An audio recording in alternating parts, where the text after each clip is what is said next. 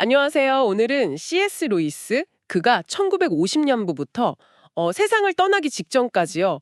단 한 번도 직접 만난 적은 없는 미국 여성 메리에게 보낸 편지들, 그 138통의 편지를 좀 깊이 들여다볼까 합니다. 네, 그 편지들이 한국어로도 번역되어 나와 있죠. 맞아요. 이 편지 모음집은 그의 유명한 저작들, 나니아 연대기나 순전한 기독교 같은 책들 너머에 있는 루이스라는 한 인간의 내면, 또 그의 삶을 아주 가까이서 볼 수 있는 그런 특별한 자료입니다. 그렇죠. 우리가 아는 그 학자 변증과 루이스가 아니라 좀 더 개인적인 루이스를 만날 수 있는 기회죠. 네.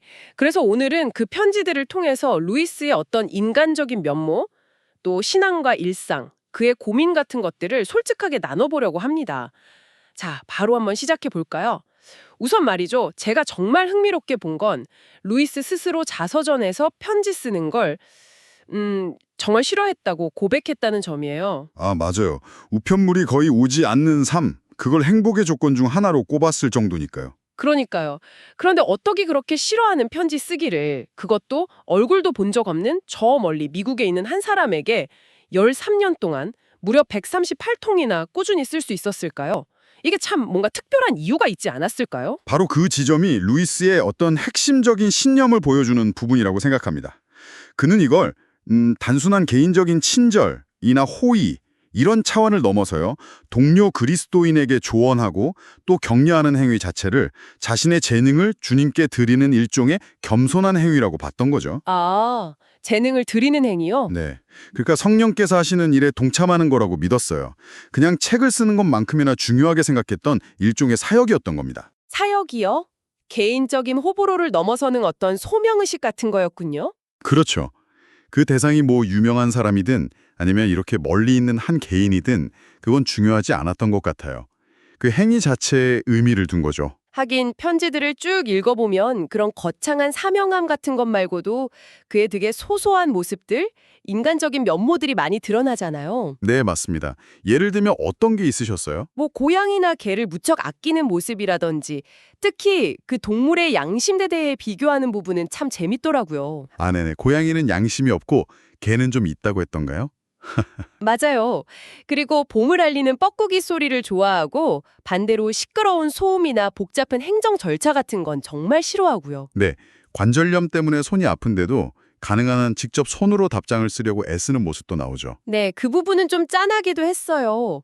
이런 디테일들이 루이스를 그냥 위대한 사상가가 아니라 훨씬 더 가깝고 입체적인 인물로 느끼게 해주는 것 같아요. 맞습니다. 옥스퍼드에서 케임브리지로 자리를 옮긴 이야기도 나오는데 그 이유에 대한 솔직한 심정도 엿볼 수 있고요. 이런 일상적인 모습들이 중요해요. 왜냐하면 그의 신앙이 삶과 동떨어진 게 아니라는 걸 보여주니까요. 아, 그렇죠. 신앙에 대한 그의 생각들도 편지에서 보면 굉장히 현실적이고 실제적으로 다가오더라고요. 어떤 부분이 특히 그러셨나요? 믿는 바를 행하는 것. 이게 중요하고 감정은 그 다음 문제다. 이렇게 강조하는 부분이요. 그게 참 인상 깊었어요. 네, 아주 중요한 지적입니다. 예를 들어서 몸이 아플 때 기도 습관을 꼭 지켜야 하느냐? 이런 질문에 대해서 너무 율법적으로 생각할 필요는 없다. 이렇게 조언하기도 하고요. 그렇죠.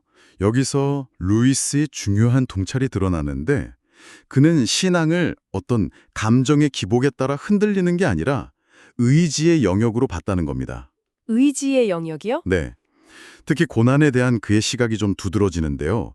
우리가 피할 수 없는 고통이라도 그걸 그리스도를 위해서 받아들일 때 거기에 영적인 가치가 생긴다고 말하죠. 고통 자체는 힘들지만 그 의미를 부여하는 거군요. 그렇습니다. 그리고 또 중요한 건 하나님께서는 우리가 과거에 뭘 잘못했나 혹은 미래에 무슨 일이 닥칠까 이런 염려에 은총을 주시는 게 아니라는 거예요. 아, 그럼요. 바로 지금 이 순간 현재 닥친 어려움에 필요한 만큼의 충분한 은총을 주신다는 점을 강조합니다.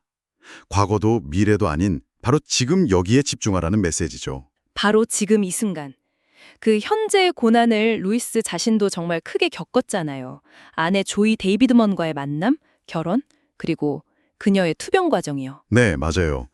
조이와의 그 짧지만 강렬했던 시간들, 그녀의 암투병, 또 잠시 찾아왔던 기적 같은 회복, 그리고 결국 그녀를 떠나보내야 했던 그 깊은 슬픔까지.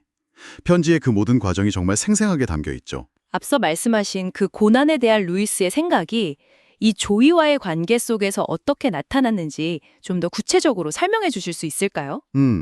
그는 조이의 병세가 극적으로 좋아졌을 때 그걸 분명히 기적으로 받아들입니다. 감사하고 기뻐하죠. 하지만 동시에 그런 감정적인 기쁨이나 또 나중에 찾아올 슬픔에 신앙이 좌우되어서는 안 된다는 점을 계속 스스로에게 또 메리에게 상기시켜요. 아, 감정에 휘둘리지 않으려고 노력했군요. 네.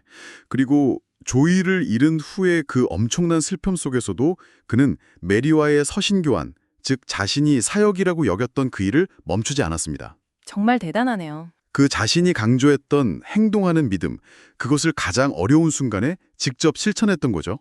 듣고 보니 그의 신앙과 삶이 정말 일치하려고 애썼다는 게 느껴지네요.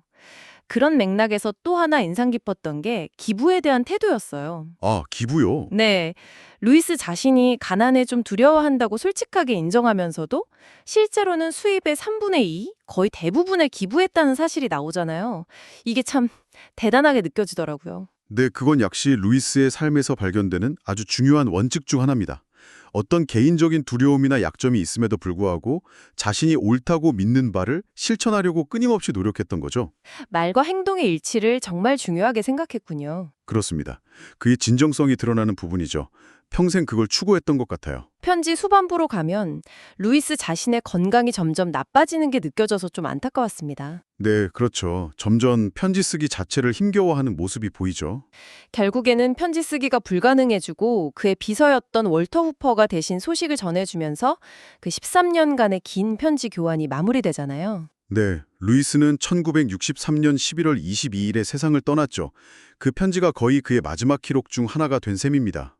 그렇게 한 시대의 위대한 지성이자 또 따뜻한 영혼을 가진 한 사람의 기록이 끝나는 거군요. 네, 참 많은 생각을 하게 만들죠. 이 편지들을 다 읽고 나니 정말 C.S. 루이스라는 그 거대한 이름 뒤에 가려져 있던 우리랑 똑같이 기뻐하고 슬퍼하고 또 고민했던 한 인간의 맨 얼굴을 본 것 같은 느낌이 들어요. 맞아요.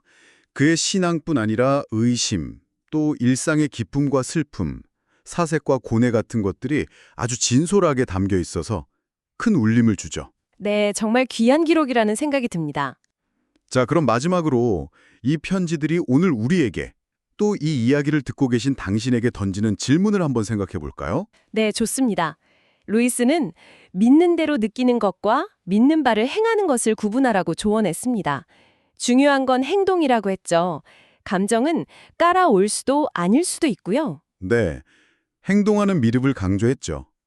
만약 당신이 지금 당장 어떤 감정을 느끼든 상관없이 자신이 옳다고 믿는 바를 꾸준히 행동으로 옮기기로 결심한다면 어떨까요?